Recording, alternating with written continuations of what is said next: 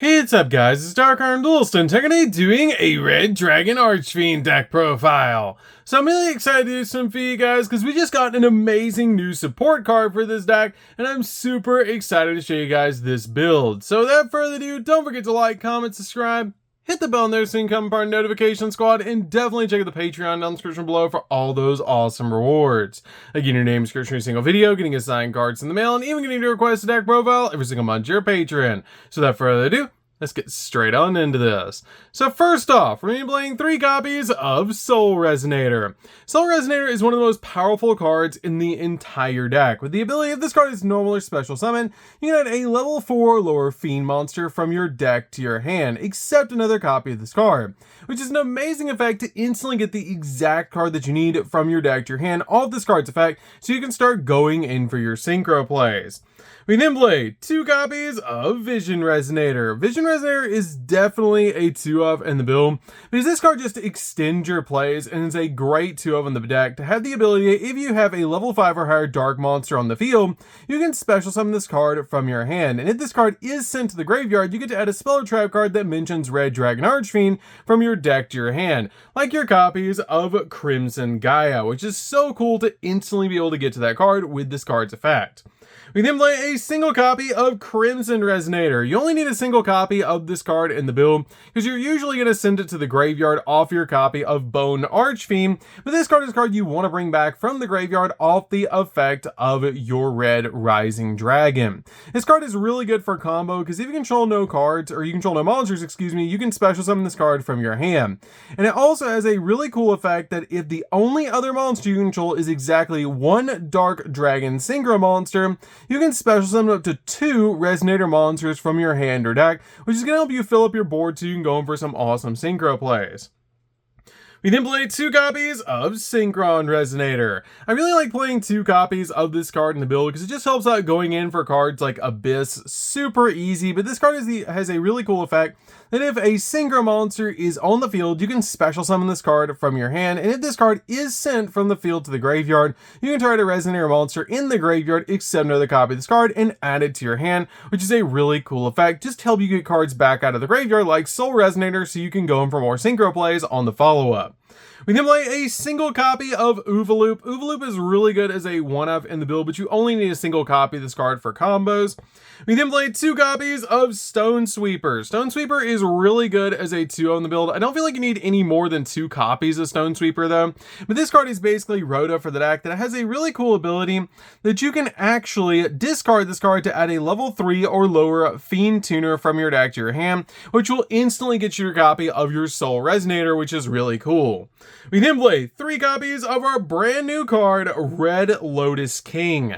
This card is awesome for the deck, and I really like playing this card as a 3-of in the deck because it helps out so much in this build, because it has the ability during the main phase, if you control a Fiend Tuner or your opponent controls a special summon monster, quick effect, you can special summon this card from your hand. And if this card is special summon, you can inflict 400 points of damage to your opponent for each fire monster that you control with a different name, and if this card is sent to the graveyard as a synchro material, you can send a normal trap from your deck to the graveyard, but you can only use that effect once per turn.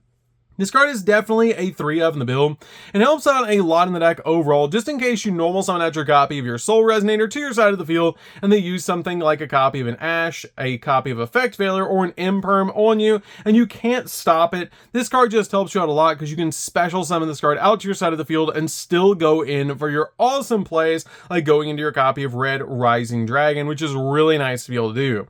This card is just amazing in the deck as an extender, and really cool to be able to play as a 3-of.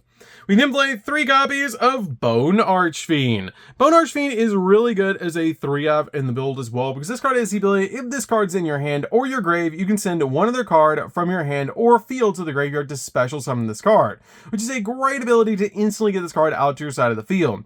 This card also has a really cool effect that you can target one face-up monster that you control that has a level and send a Fiend Tuner from your hand or deck to the graveyard, and if you do, increase or decrease that monster's level by 1. The card you usually want to send to the graveyard off this card's effect is your copy of your Crimson Resonator, so you can bring it back to your side of the field with your copy of Red Rising Dragon, which is just really awesome to be able to do. We then play, for our hand traps, we're going to be playing 3 copies of Ash Blossom. Ash Blossom's definitely a 3-of in the build, just to stop your opponent from touching the deck. We then played 2 copies of Ghost Mourner. Ghost Mourner is really good at stopping your opponent's monster effects and also really helps out because it does a little bit of burn damage. We then played 2 copies of Effect Veiler. Effect Veiler helps out a lot overall in the build just to basically stop your opponent's monster effects. We then also played 2 copies of Nibiru. Nibiru is just super easy to be able to out in this build, and it's a really good card to be able to play in the deck, especially since we're playing Crossout Designator. So, that's it for the monsters, guys. Let's get in to the spells.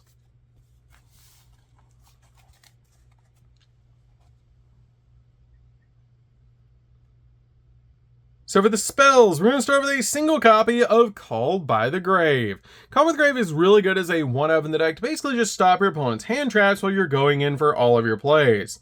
We then play 3 copies of Crossout Designator. Crossout Designator helps out a lot in the deck as a 3-of because we play so many different hand traps along with our copies of our hand traps that you guys have already seen. We're also playing Infinite Impermanence to be able to stop our opponent from hand trapping us while we're going in for all of our plays. We then play 3 copies of Resonator Call. Resonator Call is great as a roto for the deck, and it's why I actually only play 2 copies of Stone Sweeper, because we have so many different ways to be able to get to our copy of Soul Resonator. And I feel like this card at 3 is perfect to be able to add your copy of your Resonator monster from your deck to your hand. We then play 3 copies of Crimson Gaia. Crimson Gaia is one of the most broken searchers in the entire game, and this card is definitely a 3-of in the deck, with the ability that during your main phase, you can add a Red Dragon Archfiend or a card that mentions it from your deck or grave to your hand, except a copy of Crimson Gaia. And when your Red Dragon Archfiend declares an attack, you can change all monsters that your opponent controls to face down defense position, being a massive Book of Eclipse. And if a monster on the field is destroyed by battle of a card effect, you can special summon a Red Dragon Archfiend from your graveyard, which is a crazy powerful ability just to bring back a monster to your side of the field. So that's it for the spells, guys. Let's get in to the traps.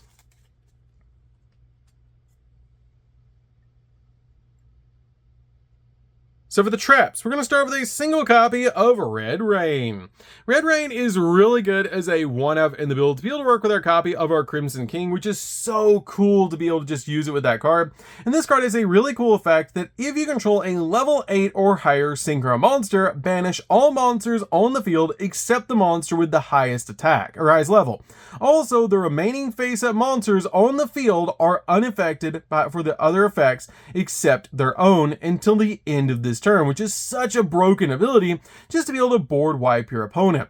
This card also has the ability that if a Dark Dragon Synchro monster is synchro summoned to your side of the field while this card's in the graveyard, you can add this card back to your hand, which is a great effect to be able to send this card to your graveyard off your copy of your Lotus King. We then play a single copy of the Black Goat Laughs. This card is really good as a 1-of in the deck, and is one of the 2 targets that I play in this build to be able to work with our copy of Lotus King. But this card is a really cool effect that you declare a monster card's name, and this turn, neither player can special summon monsters with that original name except from the graveyard. You can also banish this card from the graveyard, and then you can declare a monster card's name, and this turn, neither player can activate monsters of that name, of their effect, with that original name, which is such a cool ability to be able to use. We then play a single copy of Red Zone. Red Zone is just really powerful to be able to play in this deck, to be able to use for multiple different pops on the field. And this card is just really good because when your opponent activates a card effect while you control Red Dragon Archfiend or a synchro monster that mentions it, you can target a card on the field and destroy it, which is just such a cool effect. We then also played 2 copies of Infinite Impermanence. Infinite Impermanence is just a good 2-of in the deck since we're also playing Effect Veiler and Ghost Mourner in the build. So I feel like 2 copies of Infinite Impermanence is really all you need. But for your copy of your Red Lotus King, this card is just really good in the deck to be able to use with your copy of Red Rain or your copy of the Black Goat Laughs to send those cards to the graveyard so we can either recover our copy of Red Rain or use our copy of Black Goat Laughs to be able to just banish from the grave to be able to use that effect. But I really like this card, and it's really insane with both of these cards to be able to use in the deck. Just in case you draw into one of them, you don't just have one target in the deck with your copy of Red Rain. You have 2 targets in the deck to be able to send, which is really, really nice. So that's it for the main deck, guys. Let's get in to the extra deck.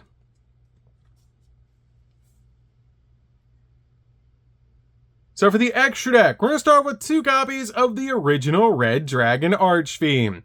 This card is definitely a 2 of in the deck and just a really powerful old school boss monster, and it's such a cool synchro monster to summon of our copy of our Scarred Dragon Archfiend. Scarred Dragon Archfiend is such a cool card and actually summons out our copy of Red Dragon Archfiend to our side of the field.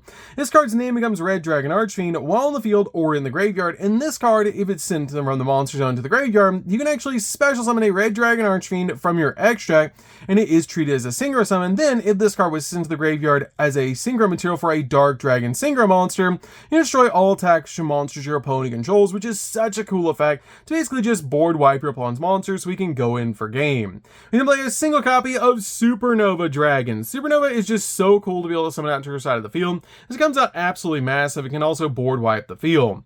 We then play a single copy of Dispatter. Dispatter is just really good in the deck overall because it can bring back a Banish Later Dark monster, and it's also a walking negate.